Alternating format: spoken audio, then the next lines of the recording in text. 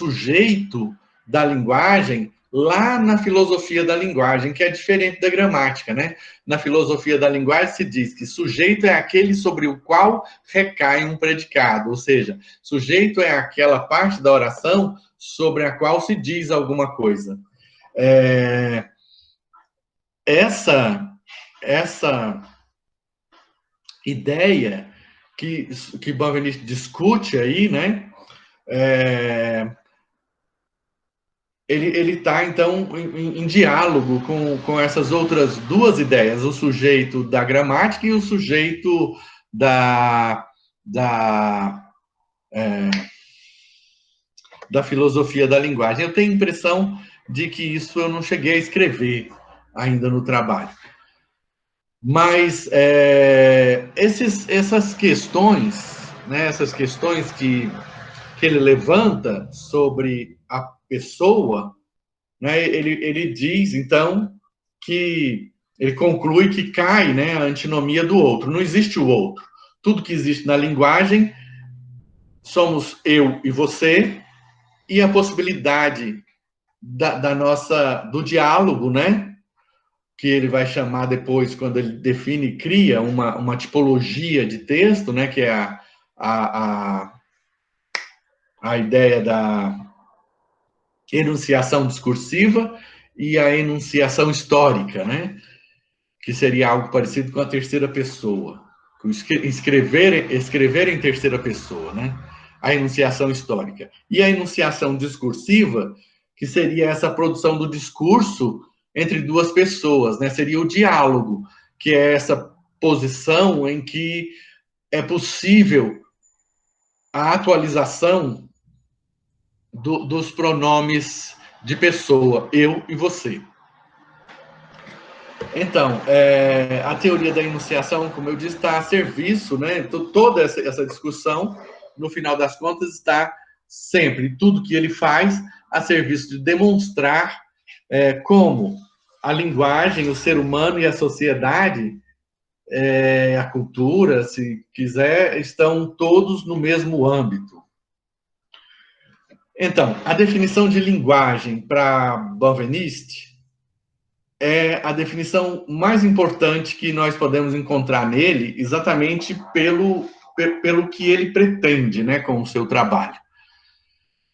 É o conjunto de todas as operações verbais capazes de formalizar o pensamento humano. Então, a palavra-chave aí é verbal. Essa palavra verbal, em português, dá um problema, né? Porque quando nós falamos, nós distinguimos em português aquela categoria de palavras que designam ação, né, estado e fenômeno natural, nós definimos como verbo. Verbo em latim, em grego também, né, significa, né, em grego, pelo latim, que é verbo, né, verbos, significa palavra. Né, palavra. Então, quando a gente usa esse adjetivo verbal, nós estamos nos referindo a tudo que é da palavra. Eu gostaria de usar palavral, mas é fora da norma, né? Então, a linguagem é o conjunto de todas as operações verbais capazes de formalizar o pensamento humano. A linguagem vai desde os elementos infralinguísticos até o discurso, quer dizer, desde os elementos que são exclusivamente fonéticos até o discurso. Não há possibilidade de linguagem sem emprego da língua. Aqui é curioso, porque para o Benveniste, se você, por exemplo, faz uma música, e se você se refere à música como linguagem da música, você está cometendo um equívoco. A mesma coisa, linguagem do cinema, linguagem do balé, linguagem da pintura, né, o que a semiótica moderna descarta totalmente, né? Mas para Benveniste isso é uma coisa assim, que ele diz que deveria arrumar um outro nome para se referir, por exemplo, à linguagem do cinema, à linguagem pictórica, né? Se você quer se referir à linguagem da pintura, então arruma outro nome.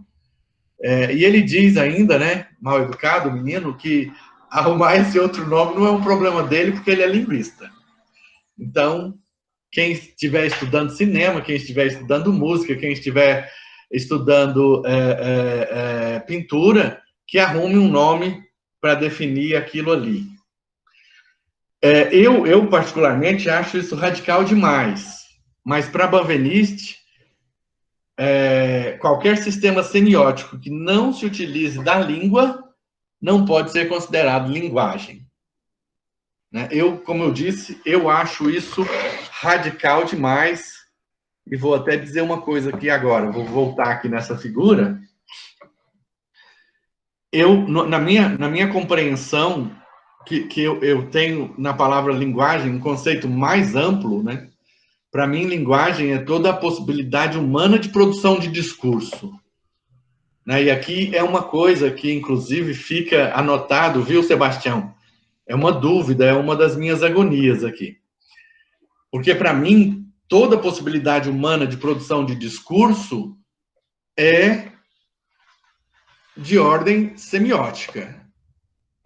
Então, pensando aqui no circuito da linguagem, se nós substituirmos a língua, que é o sistema semiótico, pela música, que é outro sistema semiótico, nós vamos igualmente ter o processamento musical que o compositor faz lá na sua mente, ter o processamento mecânico da produção, que ele vai fazer, sei lá, num violão, por exemplo, num piano, vai ter o enunciado, que é o dito, o falado, ou o tocado, no caso, vai ter o texto, que é o conjunto desses enunciados todos, a música, no caso, e o discurso, que é o que essa música evoca.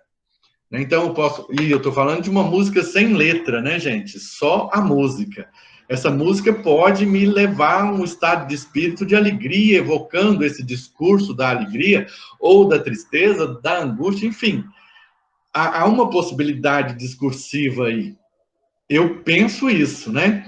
Da mesma forma, outros sistemas semióticos podem ser colocados aqui, no lugar da língua, e se produzir uma pintura, e se produzir, inclusive, né, se pode colocar vários sistemas aqui, como o cinema faz, por exemplo, e produzir um texto misto, né? Um texto misto que dá conta de, né, como sempre, um texto não dá conta de um único discurso, né? Se a gente pensar agora como Foucault, né, o discurso como uma espécie de sinônimo de ideologia, né?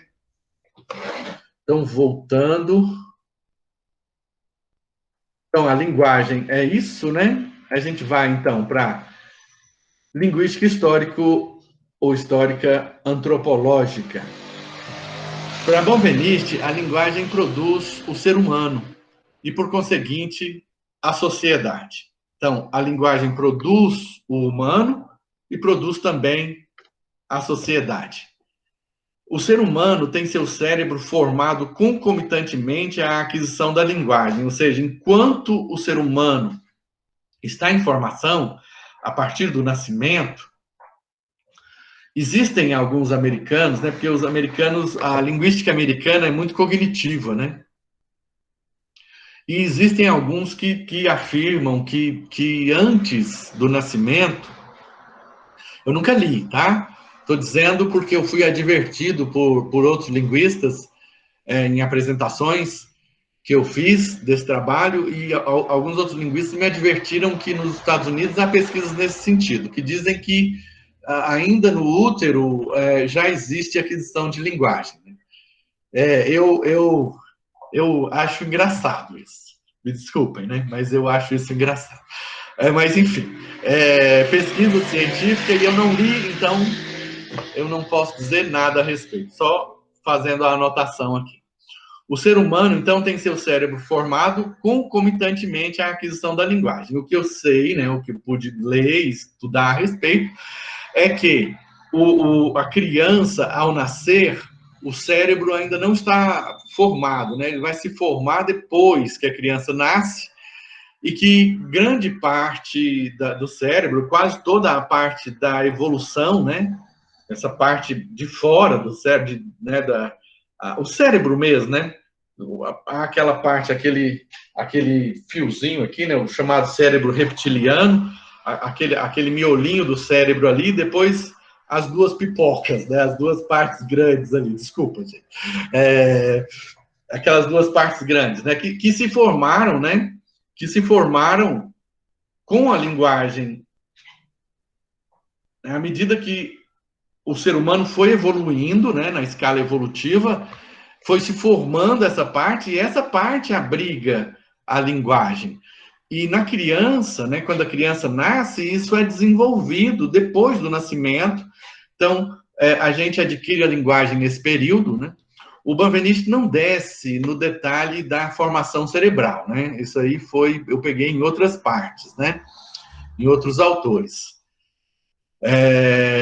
Então, essa parte da endoculturação da criança, né? Que vai acontecer ao mesmo tempo em que se forma na criança o restante do cérebro. E Benveniste diz, é pela linguagem que o ser humano adquire tanto a consciência quanto a consciência da consciência, né? Benveniste diz assim, quando a criança diz eu, é porque ela já adquiriu consciência da própria subjetividade na linguagem. O que ele está dizendo? Não sei se vocês já viram crianças, quando começam a falar, e são ainda muito novinhas, né? Ainda de colo, ainda, né? Pequeninhas, dá para pegar no colo, antes dos 4 anos, às vezes até 5 anos, muitas crianças se referem a si mesmas na terceira pessoa. Então a menininha ali chama Amanda, e ela diz, mamãe, a Amanda quer fazer xixi. Mamãe, a Amanda está com fome. Então, ela não consegue se referir a si mesma na primeira pessoa. Para Benveniste, isso seria porque ela não tem consciência de si na linguagem, né? O cérebro dela ainda não amadureceu a ponto de ela poder dizer eu, né? Ela não tem ainda maturidade cerebral